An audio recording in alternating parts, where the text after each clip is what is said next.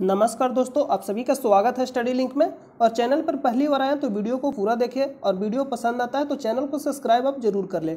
इसका पीडीएफ आपको Telegram channel पर प्रोवाइड कर दिया जाता है, जिसका लिंक आपको वीडियो के डिस्क्रिप्शन में मिल जाएगा। वहाँ से जाकर आप टेलीग्राम चैनल को ज्वाइन कर लीजिएगा। वहाँ आपको कुछ भी नहीं करना है, या तो आप टेलीग्राम चैनल में जाकर सर्च करिए स्टडी लिंक पीडीएफ, या आप डिस्क्रिप्शन में जाइए, वहाँ से आपको टेलीग्राम चैनल का लिंक मिलेगा, वहाँ से भी जाकर आप ज्वाइन हो सकते हैं। आपको सिर्फ यहाँ क्या करना रहता है, आराम से सुनना रहता है। जो भी हम यहाँ लिखा होता है इसका सारा पीडीएफ आपको वहाँ प्रोवाइड कर दिया जाता है।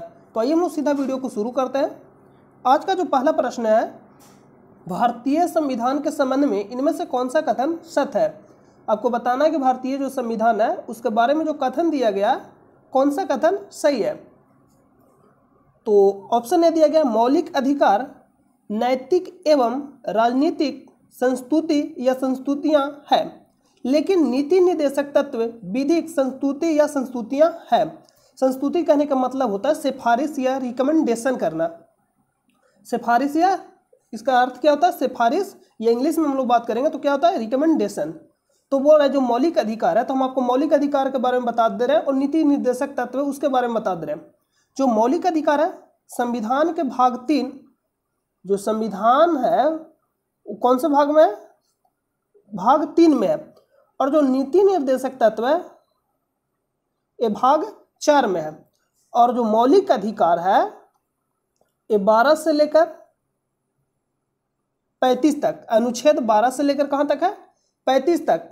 कौन सा, तो मौलिक अधिकार। और जो नीति निर्देशक तत्व है ये कहां से, 35 यानी बात आप कह सकते हैं 36 से लेकर 51 तक। कहां तक है, 36 से लेकर 51 तक, ये जो नीति निर्देशक तत्व है। और जो मौलिक अधिकार है, मौलिक अधिकार न्याय संगत होता है। न्याय संगत कहने का मतलब है न्यायालय में ले जाया जा सकता है, लेकिन जो नीति निर्देशक तत्व है गैर न्याय संगत होता है। इसका कहने का मतलब है न्यायालय में नहीं ले जाया जा सकता है। तो अगर आप अगला ऑप्शन पढ़िएगा, ऑप्शन नंबर बी, मौलिक अधिकार न्याय संगत होते हैं जबकि राज्य के नीति निर्देशक तत्व गैर न्याय संगत होते हैं। तो ये जो ऑप्शन दिया गया ये सही दिया गया। तो जो ऑप्शन क्या हो जाएगा, ऑप्शन नंबर जो सेकेंड होगा क्या हो जाएगा, राइट हो जाएगा। और मौलिक अधिकार किस संविधान से लिया गया, यानी किस देश के संविधान से लिया गया, तो कहां से लिया गया है, यूएसए, अमेरिका के संविधान से लिया गया। और जो नीति निर्देशक तत्व है ये कहां से लिया गया, आयरलैंड। आयरलैंड हम शॉर्ट में लिख दे रहे हैं, एडी यानी आयरलैंड से लिया गया है। तो इसका राइट आंसर क्या हो, ऑप्शन नंबर बी। सेकेंड प्रश्न है, यानी नेक्स्ट प्रश्न है, चंद्रमा पर कदम रखने वाला दूसरा व्यक्ति कौन था। तो आपको मालूम है मिशन कौन सा था, अपोलो 11। मिशन जो था अपोलो, कौन सा मिशन था, अपोलो 11। अपोलो 11। और एक कब गया था चंद्रमा पे, तो 20 जुलाई 1969 को। और जो पहला मानव चंद्रमा पे कदम रखने वाला कौन था, नील, हम शॉर्ट में लिख दे रहे हैं नील आर्मस्ट्रांग, यानी ए हम लिख दे रहे हैं Neil Armstrong. Neil Armstrong, Armstrong, Neil Armstrong. और जो दूसरा व्यक्ति कौन था, Buzz Aldrin, Buzz Aldrin, Buzz Aldrin. और तीसरा व्यक्ति, 3 व्यक्ति गए थे इस मिशन में, जो मिशन अपोलो 11 था। और एक किसका मिशन था, यूएसए, यूएसए यानी अमेरिका का।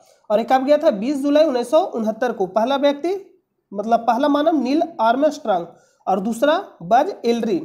पहला पूछेगा चंद्रमा पे कदम रखने वाला तो नील आर्मस्ट्रांग, दूसरा पूछेगा तो बज एल्ड्रिन। लेकिन तीसरा व्यक्ति भी साथ में गए थे जिनका नाम क्या था, माइकल कॉलिंस। माइकल कॉलिंस, नाम क्या था, माइकल कॉलिंस। लेकिन ये चंद्रमा के कक्षा में ही चक्कर लगाते रहे, मतलब जो यान था अपोलो 11 उसी में मतलब बैठे रहे और चंद्रमा के कक्षा में ही ये चक्कर लगाते रहे। ये क्या किए, चक्कर लगाते रहे। तो इसका राइट आंसर क्या हो जाएगा, सेकेंड पूछा दूसरा व्यक्ति तो बज एल्ड्रिन। देखिए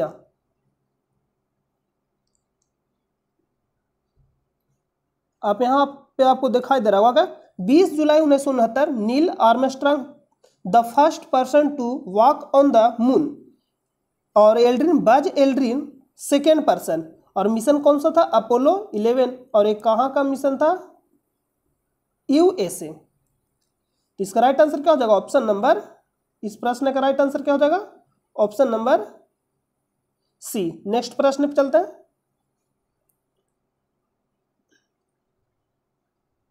नेक्स्ट प्रश्न है आरबीआई द्वारा आवासीय वित्त प्रतिभूतिकरण बाजार के विकास हेतु गठित समिति के अध्यक्ष कौन थे?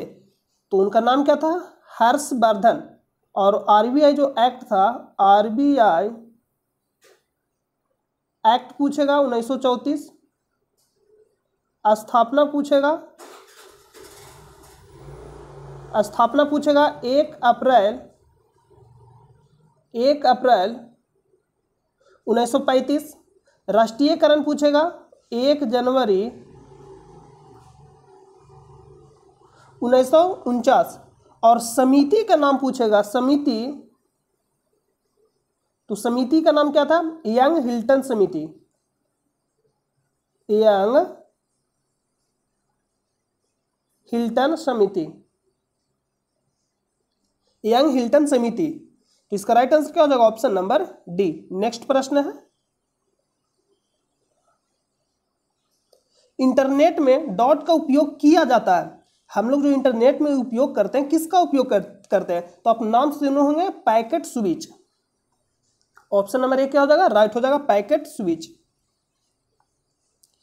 नेक्स्ट जो ऑप्शन है, प्रश्न है संयुक्त राष्ट्र संघ की स्थापना डॉट देशों द्वारा संयुक्त राष्ट्र चार्टर पर हस्ताक्षर करके, मतलब हस्ताक्षर के माध्यम से की गई थी। तो शुरू में जो देश हस्ताक्षर किया था संयुक्त राष्ट्र संघ की जो स्थापना हुआ था, कितने देशों के हस्ताक्षर करके मतलब इसका स्थापना किया गया संयुक्त राष्ट्र चार्टर जो था? तो देश कितना था? 51। लेकिन अभी अगर वर्तमान में पूछेगा 193 वर्तमान में, और स्थापना पूछेगा तो कब हो जाएगा? 24 अक्टूबर 1945। राइट आंसर क्या हो जाएगा? Option number B. नेक्स्ट प्रश्न पे चलते हैं। कंप्यूटरों में डिलीट की गई फाइलें डॉट में चली जाती है। कंप्यूटर नहीं, अगर आप मोबाइल में भी डिलीट करिएगा तो डिलीट नहीं होता है, मतलब सुरक्षित रहता है 1 से 2 महीने तक। आप वहां से रिसाइकिल बिन में चला जाता है, मतलब वहां से आप दोबारा इसको रिसाइकिल कर सकते हैं, यानी रिसाइकिल बिन मतलब फिर से आप ला सकते हैं वापस। जो डिलीट आप कर दिए हैं उसको फिर से आप ला सकते हैं। डिलीट होता नहीं, वो चला जाता है रिसाइकिल बिन में, मतलब 1 से 2 महीने तक रहेगा, तो वहां से वापस फिर से ला सकते हैं। कंप्यूटरों में डिलीट की गई फाइलें डॉट में चली जाती है तो ये कहाँ चला जाता है? रिसाइकिल बिन में। Option number D. Option number क्या हो जाएगा? डी। इनबॉक्स मैसेज जो करते हैं। नेक्स्ट प्रश्न है भीम बेटका की गुफाओं की खोज कब हुई थी? तो कब हुआ था? 1957 से 58। और ये स्थित कहाँ? भीम बेटका की गुफा एमपी मध्य प्रदेश में। एमपी मध्य प्रदेश में। सीधा प्रश्न पूछेगा भीम बेटका किस राज्य में स्थित है? इसका राइट आंसर क्या हो जाएगा? Option number we. नेक्स्ट प्रश्न पे चलते हैं। प्रधानमंत्री मातृ वंदना योजना की शुरुआत कब की गई थी? 1 जनवरी 2017, 1 जनवरी 2017। और जो 1 जनवरी 2015 दे रहा, मोस्ट इंपोर्टेंट दे रहा, 1 जनवरी जो 2015 दे रहा, मोस्ट इंपोर्टेंट दे रहा, नीति आयोग का स्थापना हुआ था।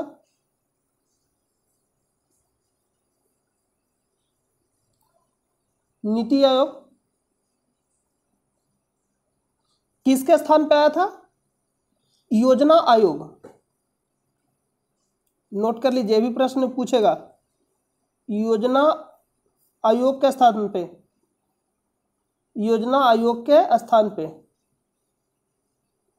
क्या प्रश्न पूछेगा? योजना आयोग के स्थान पे। ये जो नीति आयोग आया था किसके स्थान पे आया? योजना आयोग के स्थान पे। और योजना आयोग का नाम बदल कर कब किया गया था? 2014 में। अगर पूछेगा योजना आयोग का नाम बदलकर नीति आयोग कब किया गया, 2014 में, और नीति आयोग का स्थापना कब हुआ, स्थापना पूछेगा 1 जनवरी 2015, 1 जनवरी 2015। और अध्यक्ष पूछेगा, पहले अध्यक्ष तो कौन हो जाएंगे, नरेंद्र मोदी, यानी जो भी वर्तमान में प्रधानमंत्री होते हैं वो क्या होते हैं, नीति आयोग के अध्यक्ष होते हैं, यानी पदेन अध्यक्ष हम लोग बोलते हैं। तो क्या हो जाएंगे, अध्यक्ष होते कौन, नीति आयोग के अध्यक्ष कौन होते हैं, भारत के प्रधानमंत्री, जो तत्कालीन प्रधानमंत्री होते हैं वही होते हैं नीति आयोग के अध्यक्ष। और पहले अध्यक्ष कौन थे, श्री नरेंद्र मोदी जी। और उपाध्यक्ष पूछेगा अरविंद पनगड़िया, उपाध्यक्ष पूछेगा तो उपाध्यक्ष कौन हो जाएंगे, अरविंद पनगड़िया,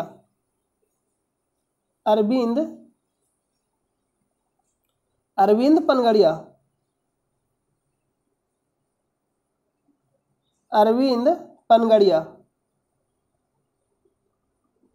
अरविंद पनगड़िया।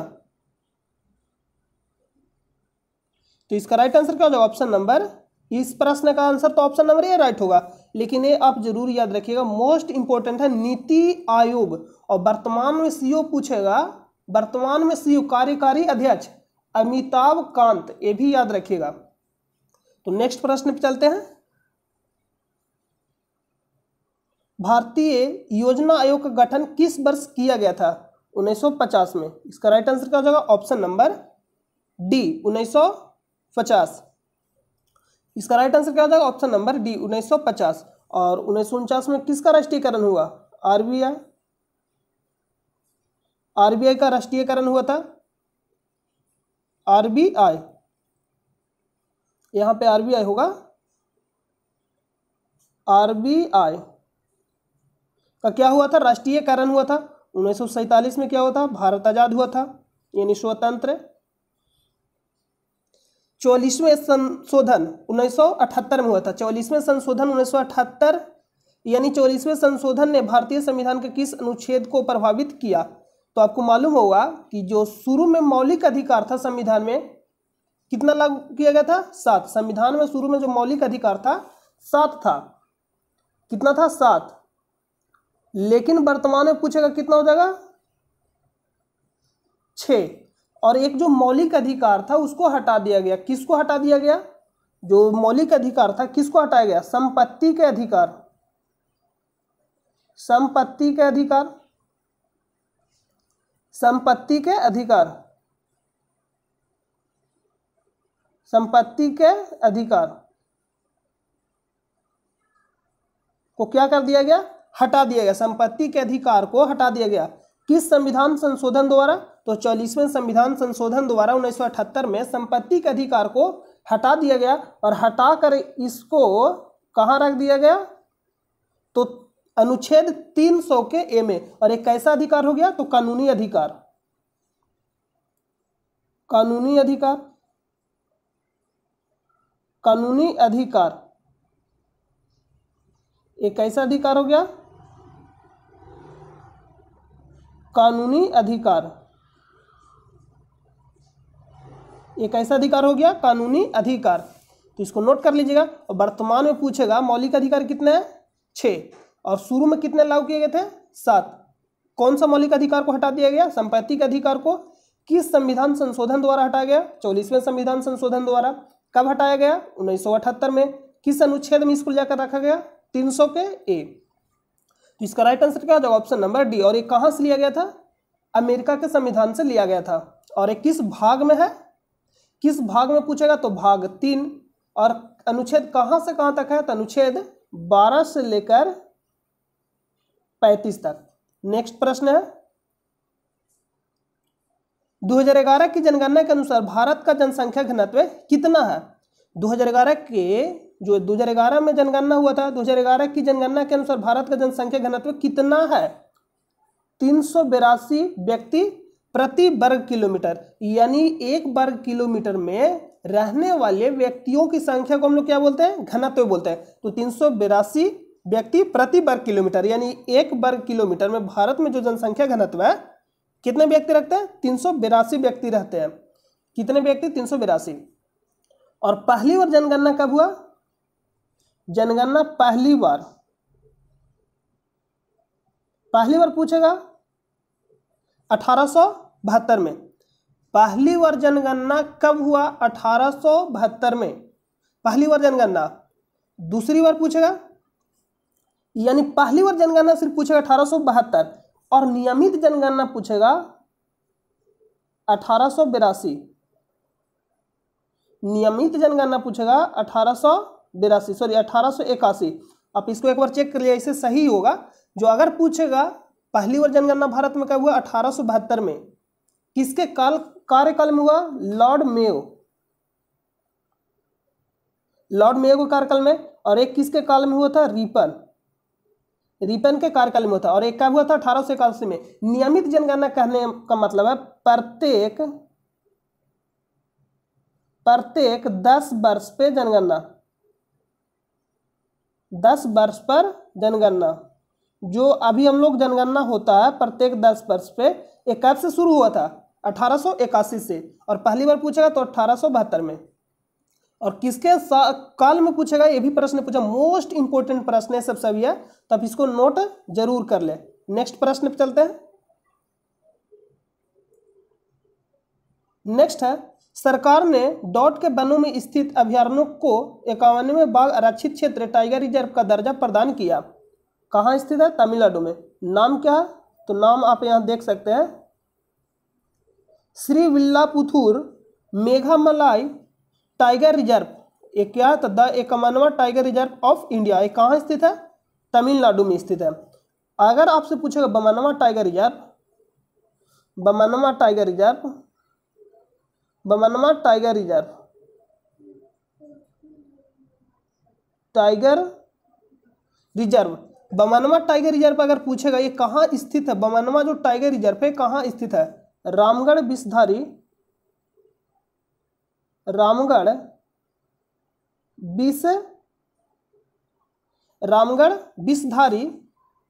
रामगढ़ विषधारी बूंदी राजस्थान, बूंदी राजस्थान। ये कहाँ स्थित है? बूंदी राजस्थान। इसको पूरा लिख लीजिए, बूंदी राजस्थान में स्थित है। रामगढ़ विषधारी बूंदी राजस्थान। ये कौन सा टाइगर रिजर्व है? 52वां टाइगर रिजर्व। यानी भारत का नवीनतम टाइगर रिजर्व कौन सा है? तो रामगढ़ विषधारी टाइगर रिजर्व।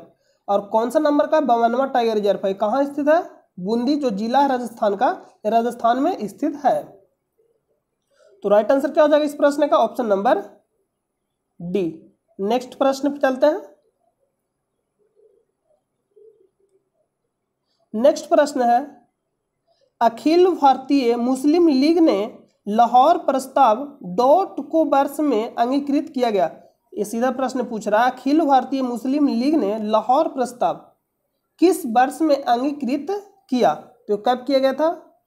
1940 में। कब किया गया था? 1940 में। और 1939 में क्या हुआ था? फॉरवर्ड ब्लॉक की स्थापना किसके द्वारा किया गया था? किसके द्वारा किया गया? सुभाष चंद्र बोस जी के द्वारा किया गया था फॉरवर्ड ब्लॉक की स्थापना। कौन सा ब्लॉक? फॉरवर्ड ब्लॉक की स्थापना। तो इसका राइट आंसर 1942 भारत छोड़ो आंदोलन, 8 अगस्त या 9 अगस्त 1942 भारत छोड़ो आंदोलन। नेक्स्ट प्रश्न पे चलते हैं।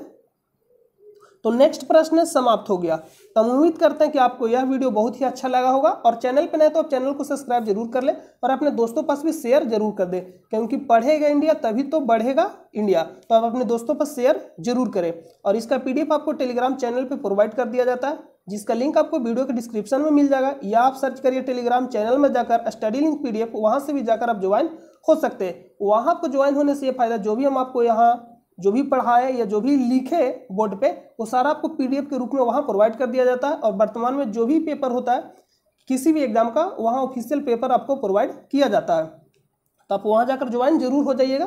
तो चलिए हम मिलते हैं नेक्स्ट वीडियो में, तब तक के लिए नमस्कार।